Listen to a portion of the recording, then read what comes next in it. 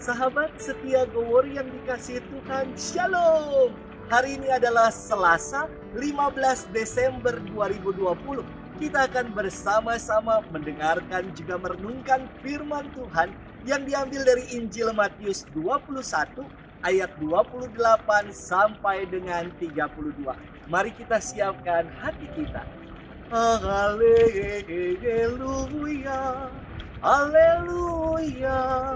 Tuhan datang dan janganlah berlambat, ringankanlah beban umatku. Haleluya, haleluya. Tuhan bersamamu dan bersama rohmu. Inilah Injil Yesus Kristus menurut Santo Matius. Dimuliakanlah Tuhan. Yesus berkata kepada imam-imam kepala dan pemuka-pemuka bangsa Yahudi, "Bagaimana pendapatmu? Ada orang mempunyai 2 anak laki-laki. Ia pergi kepada yang sulung dan berkata, 'Anakku, pergilah bekerja di kebun anggur hari ini.' Jawab anak itu, 'Baik, Bapa,' tetapi ia tidak pergi. Lalu orang itu pergi kepada anak yang kedua dan berkata demikian juga. Dan anak itu menjawab, 'Tidak mau.'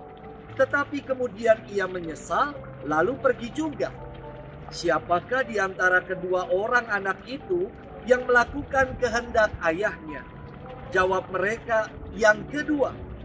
Maka berkatalah Yesus kepada mereka, "Aku berkata kepadamu, sesungguhnya pemungut-pemungut cukai dan pelacur-pelacur akan mendahului kalian masuk ke dalam kerajaan Allah.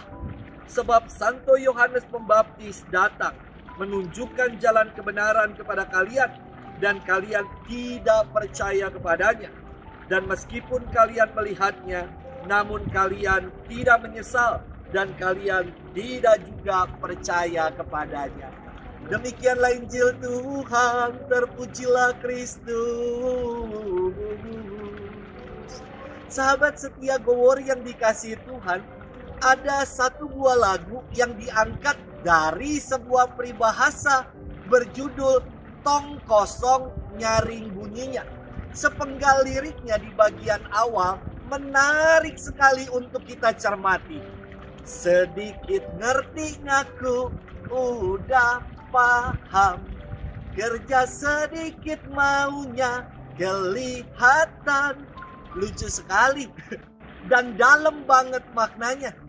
Tong kosong selalu banyak bicara, baru ngerti sedikit bilangnya udah paham, maka suka salah paham karena kosong gak ada isinya. Dan baru kerja sedikit tapi maunya dilihat dan diakui orang. Sejajar dengan peribahasa ini yang mengatakan maksud hati memeluk gunung, apa daya tangan tidak sampai. Peribahasa ini mengajarkan cita-cita atau niatan saja enggak cukup. Perlu action, tindakan dalam menggapainya. Maka sia-sia hanya bercita-cita setinggi langit namun tidak mengupayakannya, dan menjadi omong kosong jika sekedar berniat baik namun tidak menunaikannya. Sahabat setia Gowor yang dikasihi Tuhan, firman Tuhan hari ini sungguh sangat indah. Kepada imam-imam kepala dan pemuka-pemuka bangsa Yahudi, Yesus menyampaikan suatu kisah tentang 2 orang anak yang diminta ayahnya untuk bekerja di kebun anggur. Anak pertama berkata, "Baik, Bapa," namun tidak berangkat dan tidak menunaikannya. Anak kedua, ketika diminta bapaknya pergi, menjawab, "Tidak mau, males namun menyesal dan berangkat untuk menunaikannya. Yesus berkata kepada mereka, "Siapakah di antara kedua anak itu yang melakukan kehendak ayahnya?"